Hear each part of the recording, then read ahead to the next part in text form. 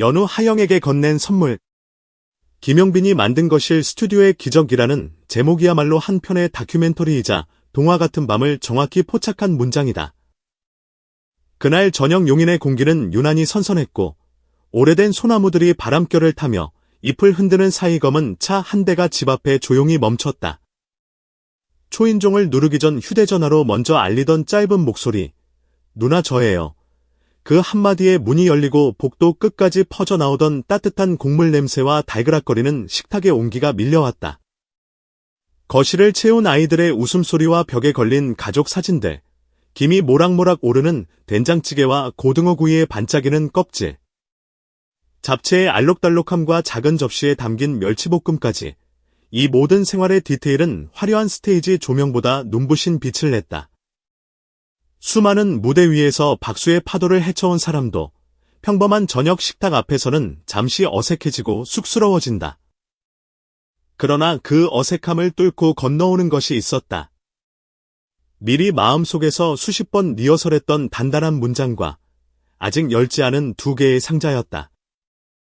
그 상자 속에는 장비가 들어있었지만 사실은 마음의 초대장이 들어있었다.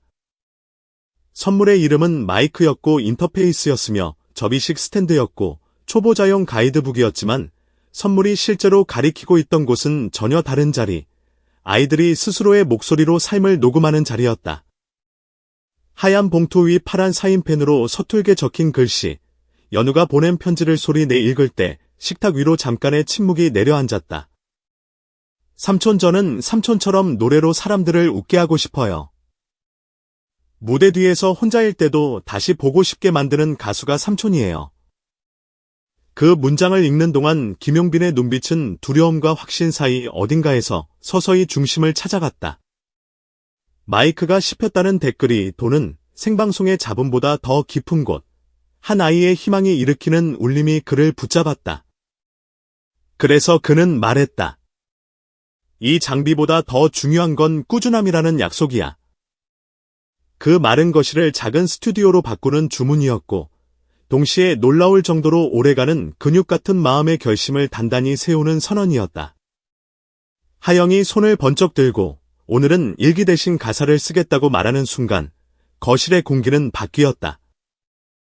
벽지의 미세한 질감까지 선명해지는 조명 아래에서 아이들의 심장 박동이 리듬 섹션이 되었고 부엌에서 접시를 가볍게 두드리는 젓가락 소리가 하이햇처럼 섬세한 박자를 찍었다.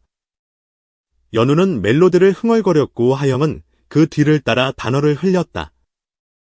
장윤정은 후렴은 조금 더 간단하게 가자며 아이들이 바로 따라할 수 있는 길을 열어주었다.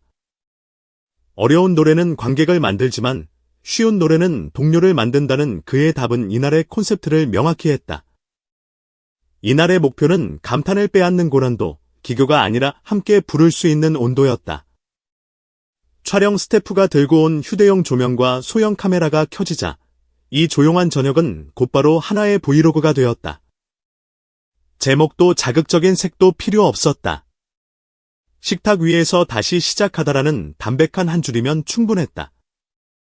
이 브이로그는 선물 개봉기로 출발했지만 실제로는 회복의 체험기로 방향을 틀었다. 매니저의 전화가 전해준 생방송의 소음, 마이크 씹힘 같은 작은 사건의 큰 반향은 누구에게나 일어나는 일이다. 그러나 그 소음을 잠재운 것은 반박이나 해명 영상이 아니었다. 그 대신 카메라가 놓친 17초의 독백, 내 마음의 가장 낮은 곳에서 올라온 고백이 모든 해명보다 명확했다. 솔직히 말하면 요즘 무대가 조금 무서웠다. 그런데 오늘 이 집 식탁에서 다시 노래하고 싶어졌다. 편집자는 그 17초를 본편의 말미에 살며시 붙였고 공개 전 먼저 보여달라는 예의와 허락을 거쳐 금요일 밤 9시 5분 영상은 세상으로 나갔다. 클릭을 유도하는 화려한 손짓 대신 거실 전등 아래 환히 웃는 네 사람의 얼굴이 화면을 채웠고 조회수의 순간적인 폭발보다 체류 시간이 길게 늘어났다. 사람들은 처음과 끝, 그리고 가운데의 조용한 합주를 천천히 음미했다. 댓글은 큰 목소리의 찬반이 아니라 조용한 다짐으로 쌓였다. 막판 17초에서 눈물 났다. 나도 무대가 무서웠는데 다시 내 자리로 돌아갈게요. 음악학원 원장, 시골 작은 도서관 사서, 야간 근무를 마친 간호사, 처음 댓글을 남겨보는 이름 없는 시청자들까지 이 영상은 거실 스튜디오에서 녹음된 작은 숨소리들을 각자의 방으로 배달했다. 이 밤의 기적은 대단한 믹싱 기술이나 최신 플러그인의 이름에서 비롯된 게 아니었다. 기적의 시작은 약속이었다.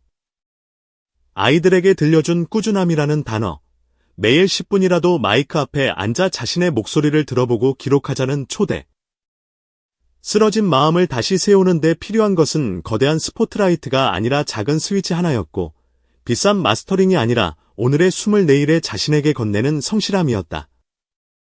거실 한가운데 설치된 접이식 스탠드는 공연장의 철골 구조물이 아니라 일상의 관절처럼 접혔다 펼쳐지며 삶의 리듬을 받쳐주었다.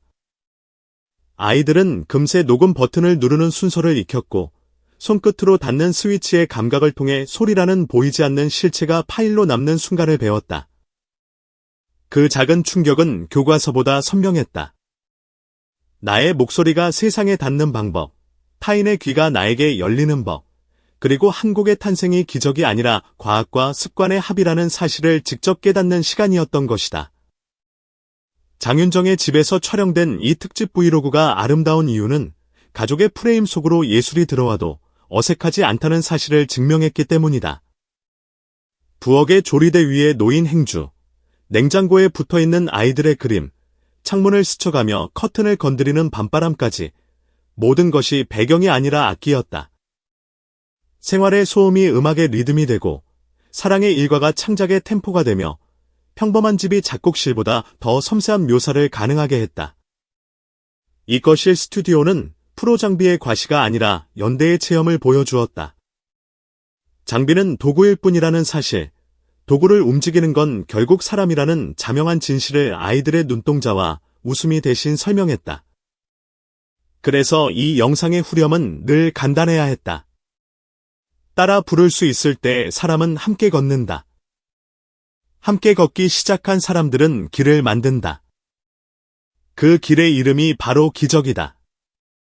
영상의 마지막 17초의 고백이 울림을 남기고 화면이 검게 꺼질 때 사람들은 각자의 방에서 조용히 숨을 들이쉬었다.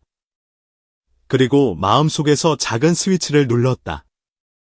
내일 밤 9시 5분 나도 켜보자. 누군가는 자리에 앉았고 누군가는 서서 창문을 열었다. 바람은 다시 커튼을 건드렸고 도시는 수많은 거실 스튜디오의 작은 불빛으로 별자리를 만들었다. 이 별자리의 지도에는 유명한 공연장 이름이 적혀 있지 않았다. 대신 집 주소와 편지의 첫 문장, 장비보다 중요한 약속이라는 메모, 그리고 식탁 위에서 다시 시작하다는 자그마한 문장이 붙어 있었다. 기적은 화려하게 등장하지 않는다. 기적은 생활의 리듬으로 연주될 때만 오래간다. 그리고 그 리듬은 우리 모두가 가지고 있는 아주 단순한 악기, 오늘의 하루라는 악보 위에서만 완성된다. 그래서 이 브이로그의 진짜 주인공은 누구일까?